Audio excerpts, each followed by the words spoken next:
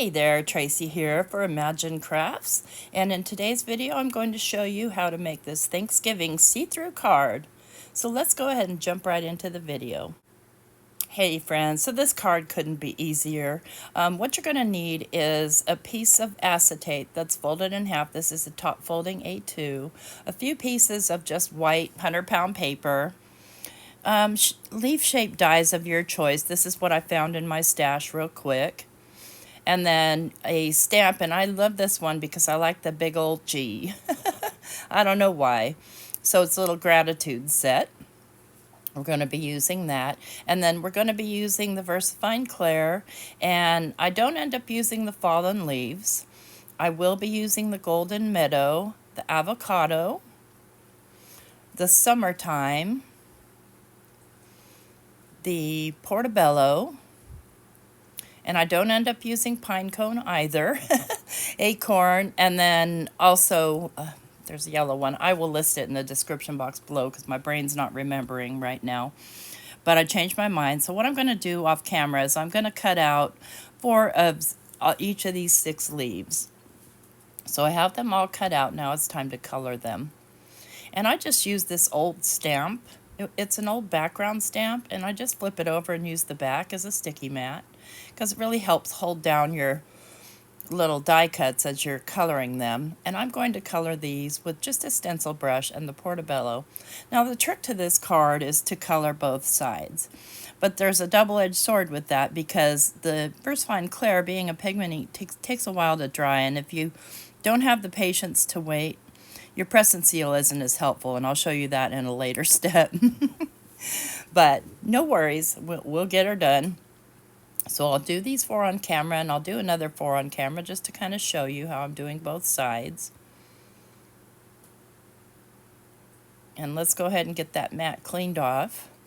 And I just use a little bit of 70% alcohol to clean it off. And then I'll lay some other leaves down here. And so each type of leaf is going to have its own color. And let's see, I'm looking for a yellowy brush. I don't have one, so I'm just going to use my rag over here and just sort of clean off my brush until it comes off clean on a piece of scrap paper. And then I'll come in with the golden Meadow and color these leaves. And it's the same process. Color one side, flip them over, color the other side. And you want to color the other side because you're going to be able to see the back side through the card. You could leave it white if you wanted to. Okay, so we've got those, and I'll color the rest off camera.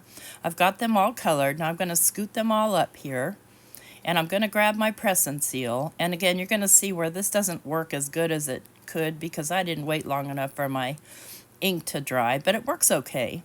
And I'm using the guide there on my mat for placement, and the main trick here is just simply that you need these to overlap in some fashion. It doesn't have to be a bunch. You can see that in some places I just have a stem overlapping, but each one needs to overlap another.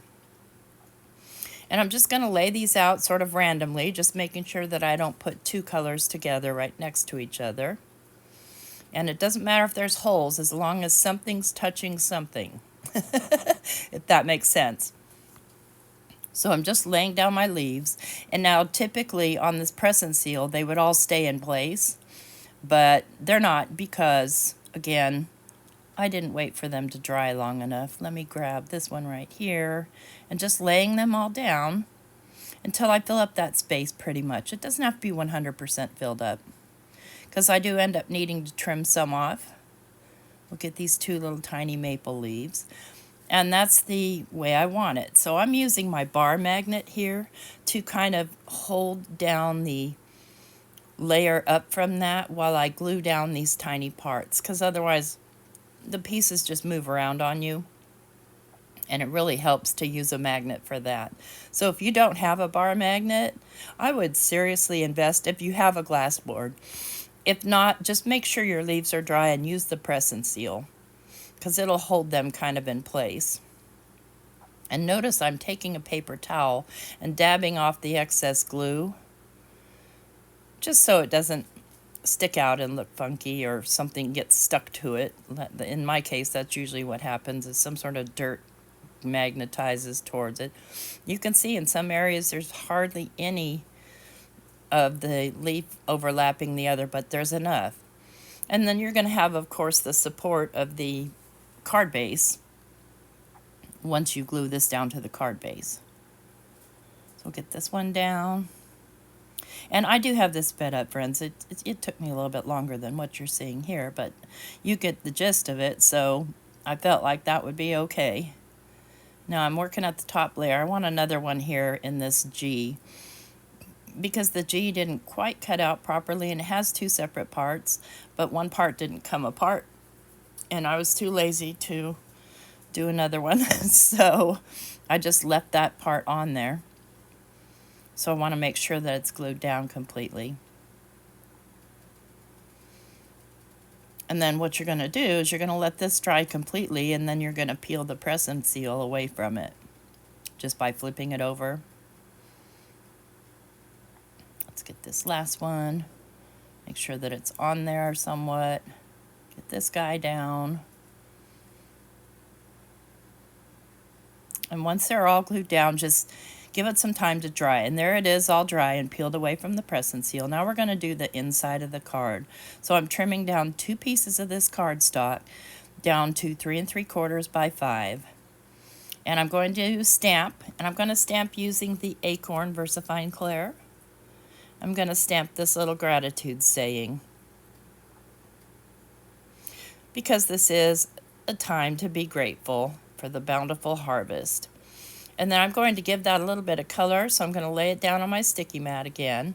And I'm going to grab the summertime, and I'm just going to use my stencil brush to kind of brush in some color. Just because you will be able to see parts of this. And then I'll grab the acorn and go around the very, very edge. And that piece is done. So what I'm going to do now is I'm going to do a little decorating here, and I'm going to splatter onto my leaves and my little G for grateful, by the way. And I've just taken some Dr. P.H. Martin's Bleed Proof White and watered it down and just splattered some on with a paintbrush.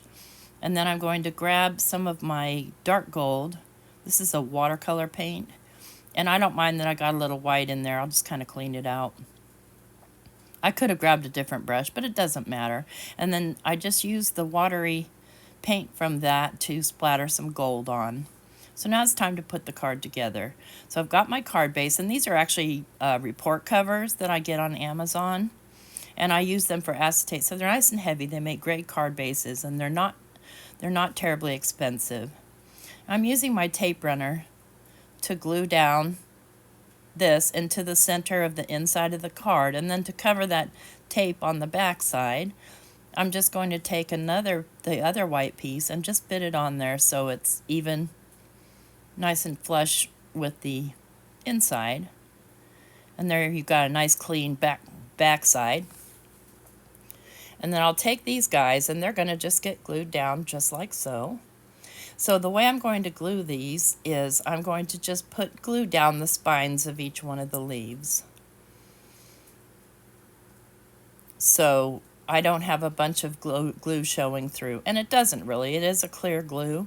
And because I'm putting it on the VersaFine Clair, and I'm not going to press when I lay this down onto the card.